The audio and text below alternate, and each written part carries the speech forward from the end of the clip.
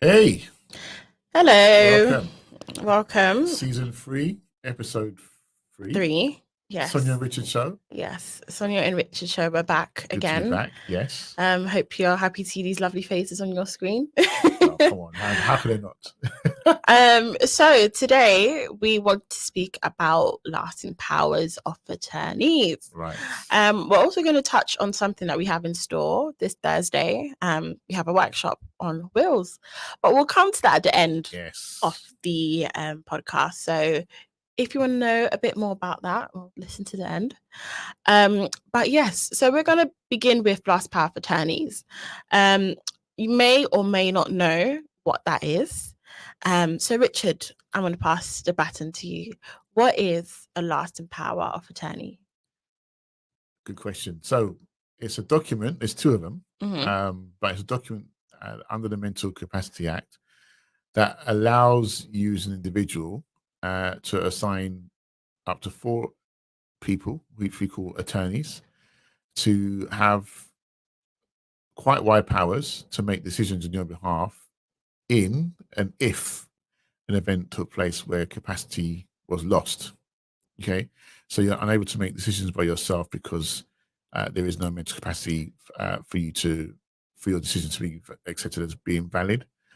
And the two types of documents are your health and welfare situations and your property and finance situations. Mm-hmm. All right, so that's effectively so if there's a loss of capacity, whether it's temporary or permanent, because it can happen whether it's an accident or long-term illness or something along those lines. Yeah. Over the age of 18, then that document will kick in if it's registered and valid. So just to reiterate what you've said, it's a legal document that allows people that you've chosen or appointed, your attorneys, to step in place and make decisions for you based on your health and welfare Yeah, or property and financial affairs yeah, if you are not able to. that's right. So what situations would they not be able to make those decisions then?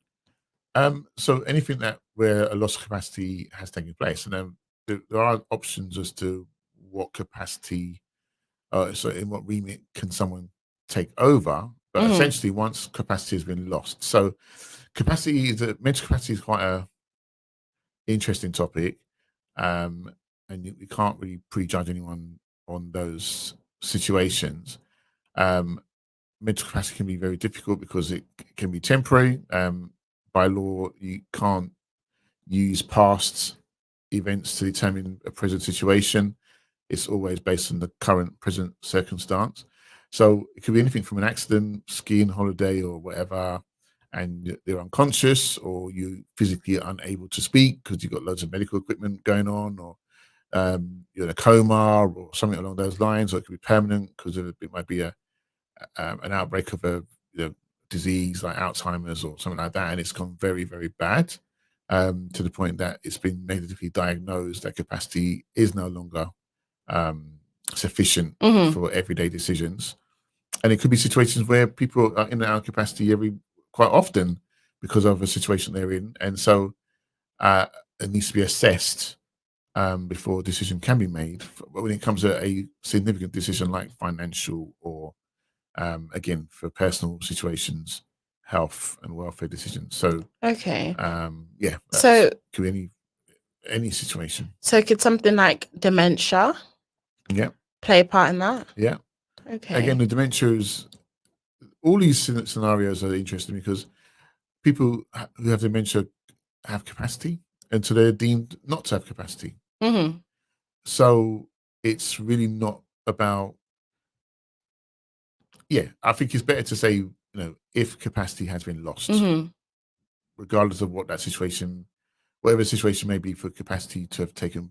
Let me start again. Whatever the situation may be, Yeah. illness or accident, once capacity has been deemed as lost, whether that's temporary or permanent, Mm-hmm. then that document will kick in. So just to put, thank you, Richard. So just to put it in like a story context, let's say Frank goes on a ski trip and he ends up having a serious accident, which has caused a lot of trauma to his brain.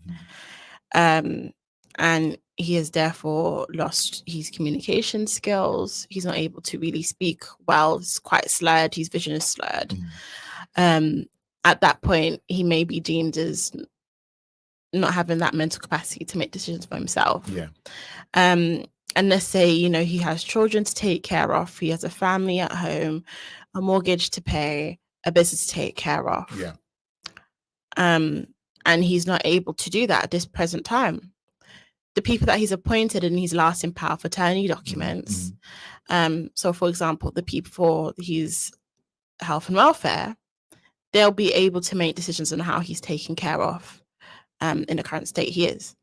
Yes. So normally what would happen is that the medical team would be doing their best to help maintain Frank to get back to full fitness. But maybe there's a situation where for Frank's welfare, the family are not happy.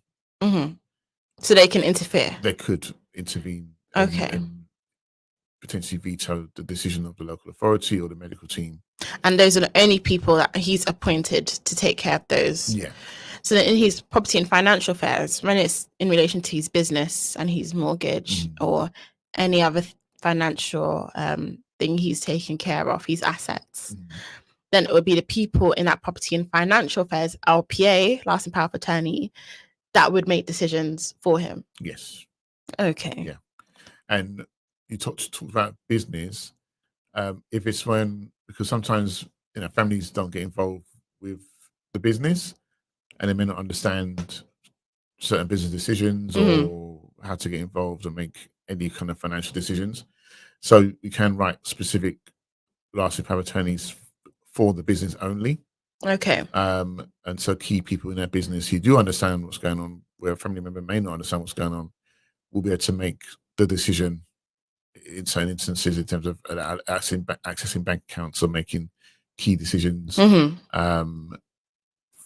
Again, for the finance and property side of things, as if they were the actual owner, whoever the person who has the LPA, whatever the situation is. Okay. Yeah. Thank you so much. And also, someone who may be watching this, they may be thinking, oh, this sounds great. Definitely want to look into this because they don't want their financial or their health and welfare situations to be handled by the wrong person or in a way where they wouldn't want to be handled that they prefer to. I'm waffling a little bit. So the main question they would have is, how would I choose or appoint an attorney, and how do they actually make decisions? I think that would be the next question. Well, it's a really good question. I think people can choose whoever they want to be attorneys. But what we find when we're writing taking instructions is people tend to choose those who they trust the most. So it could be their children or their spouse. If they don't have children or don't have a spouse, good friends in their lives or family members who they know that understand them implicitly. So for health and wealth, for example, they know what they like to eat, they know how they like to live, they're surrounded in space, what's comfortable for them versus what's not comfortable for them. And these are questions that normally medical professionals would ask, like, what is it they like, or they listen to, what makes them comfortable, etc. Yeah. When it comes to the food they eat, it could be raw food eaters or vegan or pescatarian or just plain regular meat eaters. They might be allergic to certain things or just don't choose to eat things or cook things in a certain way. And so people who know you best and love you would know that, as opposed to a professional who doesn't really know everything and have to seek counsel and advice from the family members closest to you to find out more about your likes and dislikes to get for your comfort level. So normally the attorneys are people who just know you well enough to say, yeah, you would like that, you won't like that, etc. That's the best way around it. There are other caveats to it, but generally speaking, we say best for who knows you best. Okay. And how do they make decisions then? Well, there's obviously different ways of doing it. You can have multiple attorneys and they each have autonomy. How many? Up to 4. And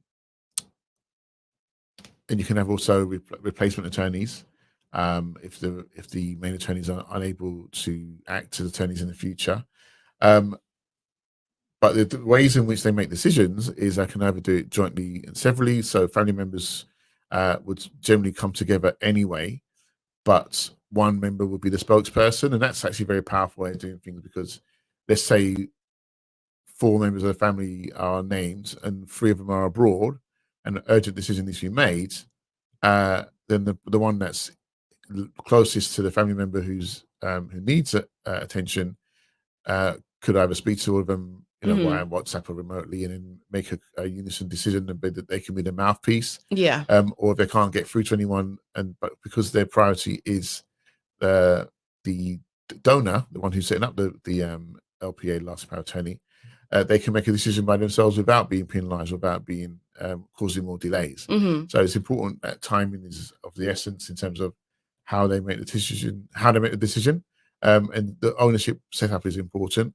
The alternative is having it jointly and severally, so no one can do anything without they all agreeing first, which in principle makes sense, but practically, let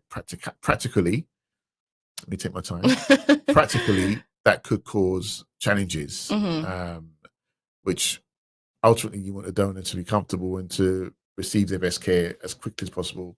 You don't want to be waiting for someone to come back on holiday, or they can't be contacted because they're in a jurisdiction that has poor phone lines and stuff like that. So you want to keep things as flexible as possible without removing the purpose of the document. Yeah, Right. Those are the 2 main ones. Thank you. And also, to just get my questions up, can you revoke a lasting power of attorney? It's possible. Yeah. So if people need to change it because maybe the attorneys have changed, passed away, fallen out, it happens.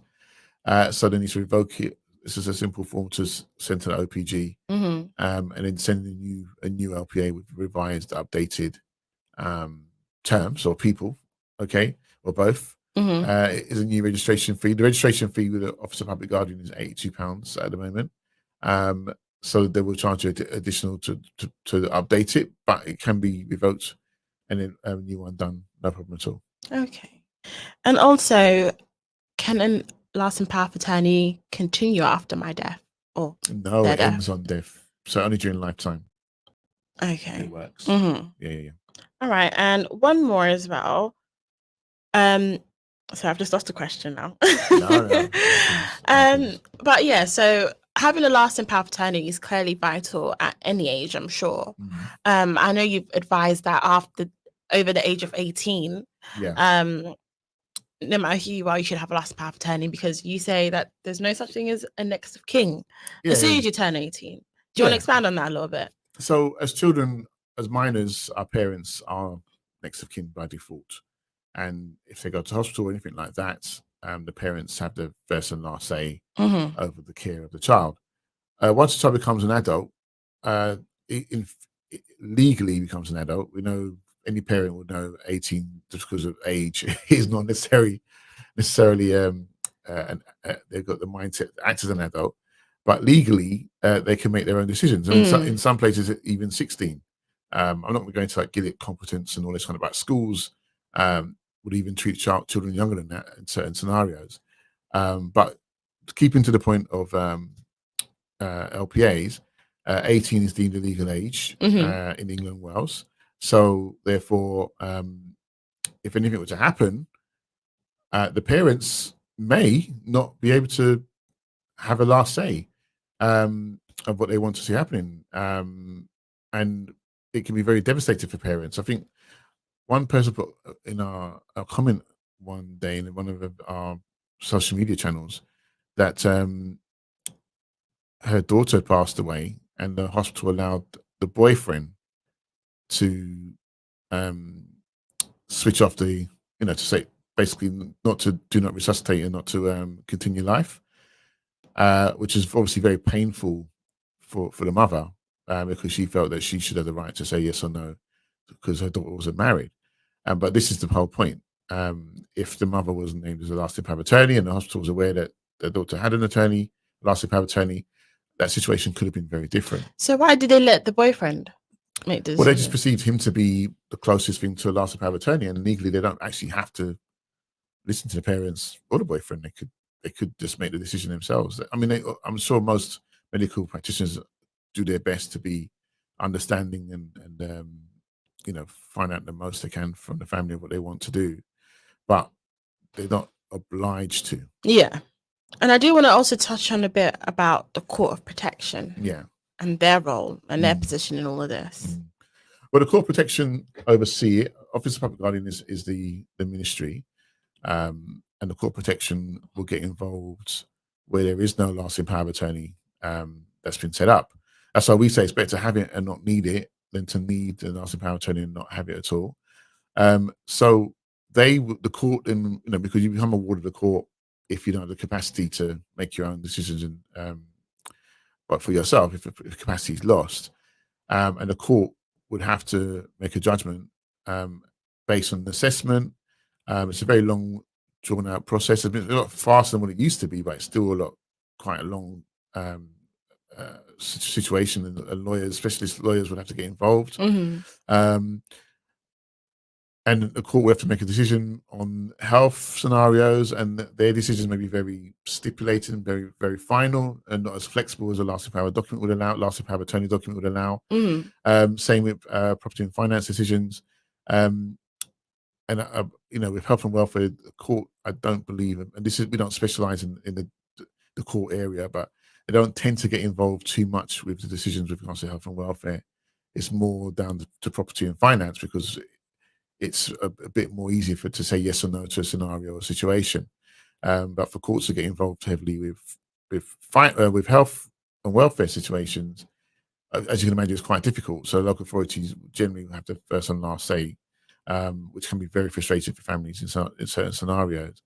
But the long and short of it is that the court needs to make a decision, which takes time to get the court to be, for the court to have a hearing, and then if they make decisions, they're normally very, very, very rigid.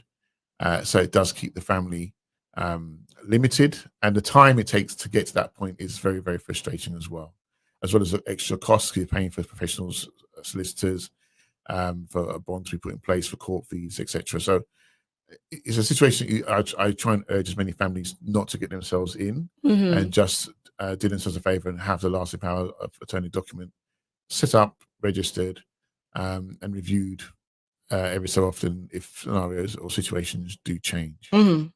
Thank you so much. Thank you. I think we've covered a lot on the last power of attorney. So just to, as I said at the beginning, about our workshop. Yes. So we have a workshop, and I will be present in this workshop. And I haven't been present in the other ones, but this one I will be. Cool. We'll be discussing how using a will can protect your assets and what you don't know. You don't know what you don't know. So we obviously want to spread that knowledge. Our value is to educate you, spread knowledge, and help you be financially savvy and smart in terms of protecting and creating generational wealth.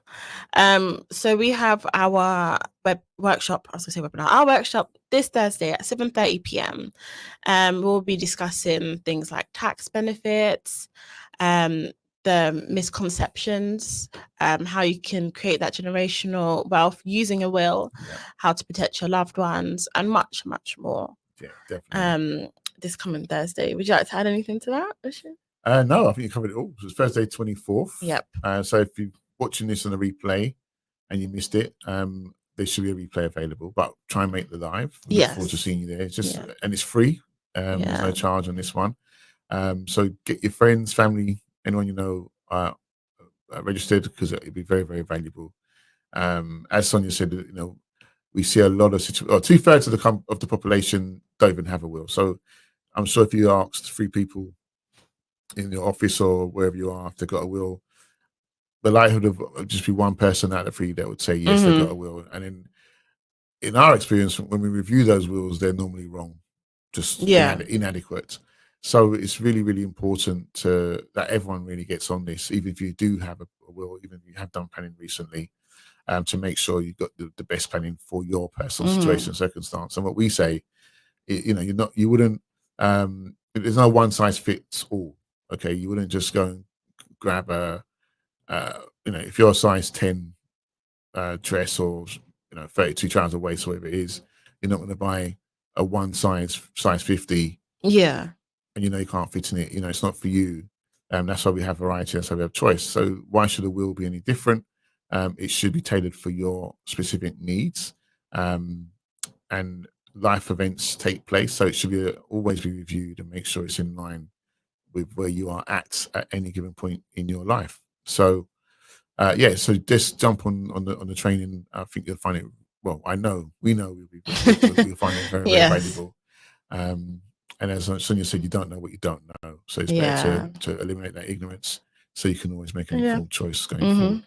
And also just wanted to cover, that's what I was just looking down at, to cover some misconceptions. Yeah. So if you know anyone that might have these types of misconceptions, then you know who to invite or bring as a friend to the workshop. So some people say, I don't need a will if I'm young or don't have many assets. Right. Some people say everything will automatically go to my spouse or my family. Yeah. Some say I can just tell my family what I want. So they automatically think that by just telling their family what they want, they'll be able to sort out their affairs. Having a will avoids probate. I can write my own will without legal help. And also, once I have a will, I'm done. Yes. If you know anyone with those misconceptions, most definitely invite them or let them know, because these are a lot of misconceptions that need to be clarified. A lot of people have these thoughts on wills. And we'll be able to cover, the control over assets, minimizing the legal hassle, avoiding family disputes, protecting your loved ones. And also, I think the best part of it is answering frequently asked questions. Yeah. It's going to be an interactive session. Very much so. So, we're speaking to you. You can ask us questions. We're able to feedback to you. Obviously, at the end of the day, we can't give advice. I think I need to kind of stress that a little bit. We can't give specific advice to your situation. If you'd want specific advice, it would be through a consultation, but you can ask us questions, and we'll be able to feedback to you. Definitely. And it's not just for waiting to hit 60, 70 or 80 before you think I need a will. It's just for all ages. I can't stress that, and for all circumstances. So yeah. All right, well, we're repeating ourselves. I think. I'm repeating we'll save it all for the workshop this Thursday. Yes. But I hope you enjoyed this podcast. I know at the moment we haven't been doing it every Tuesday. It's been Wednesday. But we will strive to announce prior before we go live with our workshops, with our podcasts. So I hope you enjoyed this. If you have any questions, please do leave it below in the comment section. Perfect. All right. Thank you. Thanks very much. Cheers.